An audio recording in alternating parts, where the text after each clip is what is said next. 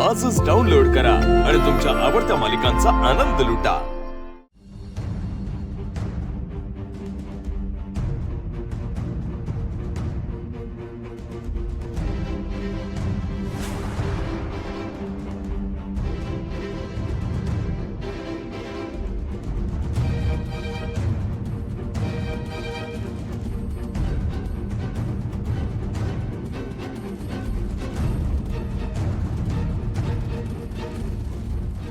मारुती दादा, जे काही घडलं ते कळलं मला।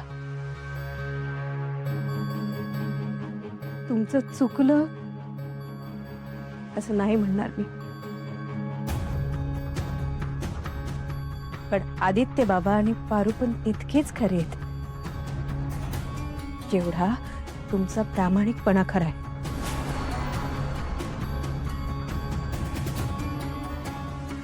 मारुती दादा, आपली मुलं समजूतदार आहेत।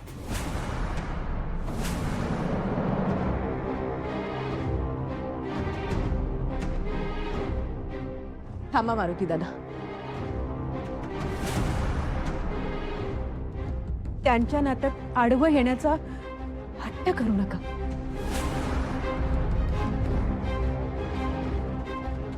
त्यानं त्यांना आणि तुम्हाला दोघांना त्रासच होणार आहे।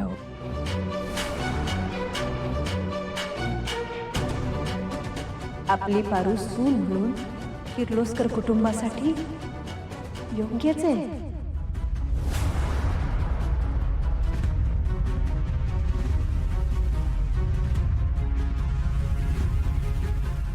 हो मारुती दादा, तुम्ही आजवर बघितलत ना, कितीतरी संकटांना तोंड देऊन स्वतःच्या जीवाशी खेळून या कुटुंबाला वाचवले। मारुती दादा, आपल्या अहिल्या मॅडम पण मानतात की पारू या घरात आल्यापासून त्यांच्या व्यवसायात भरभराट व्हायला लागली। पारूमुळे आपल्या किर्लोस्कर कुटुंबात नवं चैतन्य आलंय। मारुती दादा, मग मला सांगा, अशा कुटुंबात आपली पारू जास्त सुखात राहणार नाही का हो?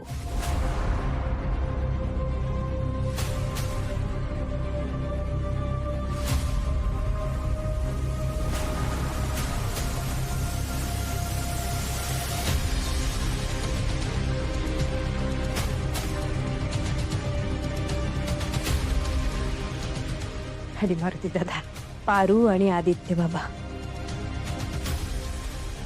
यांची जोडी साक्षात परमेश्वराने बनवली। मला असं वाटतं यात आडकाठी करायला नको।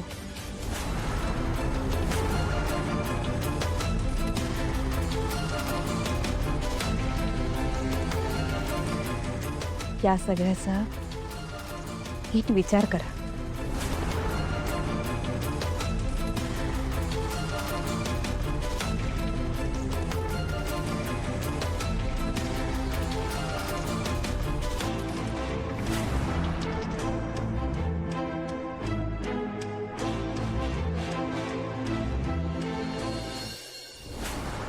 प्रिया, आपल्याकडनं सगळ्या शाळेच्या फॉर्मॅलिटीज झाल्या आहेत ना? हो आई, आपल्याकडून सगळ्या फॉर्मॅलिटीज झाल्यात। मी डॉक्युमेंट्स पण त्यांना मेल केलेत पुढे शाळेत। वहिनी, काय काय ग वहिनी, मी तुम्हाला कधीपासून सांगत होते, तुम्ही माझं अजिबात ऐकलं नाहीये।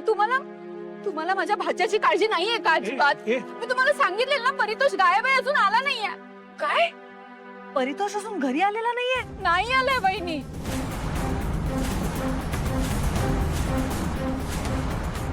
अहिले मॅडम, परितोष बाबा पारूकडे आहेत का बघून येते। हा, आदित्य प्लीज जरा शोधाशोध कर, कारण परितोष असा बाहेर राहत नाही का उशिरापर्यंत? आई अगं, ते काय लहान बाळ आहे का? येईल नाही, असेल इथेच कुठेतरी। प्रीतम, गोष्टीचा सिरियसनेस समजून घे आणि मी सांगितल्यावर प्रश्न विचारतात कामा नये। आई, डोंट वरी, मी बघतो। आई तू जरा जास्तच प्रीतम, थांब थांब जरा थांब। तुम्ही दोघं जरा बाहेर चला, मला बोलायचं तुमच्याशी। मी आलो 2 मिनिटात। चल, 1 मिनिट चल। मला आता सुचत नाहीये काही. मी काय करू? दादानी माझ्यावर एवढी मोठी जबाबदारी दिलेली आणि मी काय केलं हे? दामिनी काकू हे बघा, शांत व्हा तुम्ही.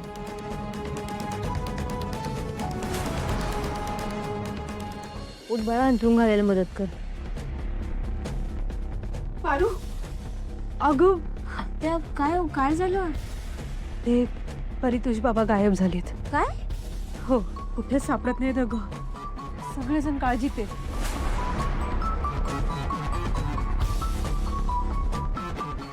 बा मी बंगल्यात जाऊन येते. तू गणीकडे थांब. चला.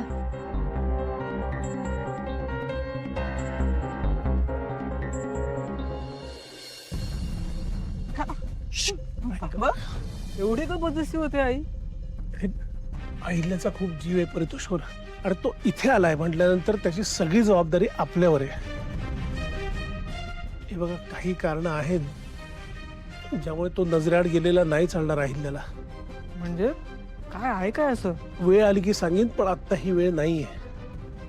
परितोष आधी येऊ देत, तो आल्यावर वेळ आली की सांगेन मी तुम्हाला.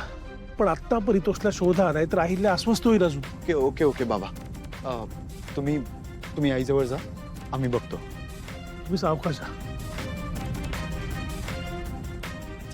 अरे काय चल, स्वतःला बिझनेसमॅन सांगतो ना परितोष, असं हरवणार आहे का मुंबईत?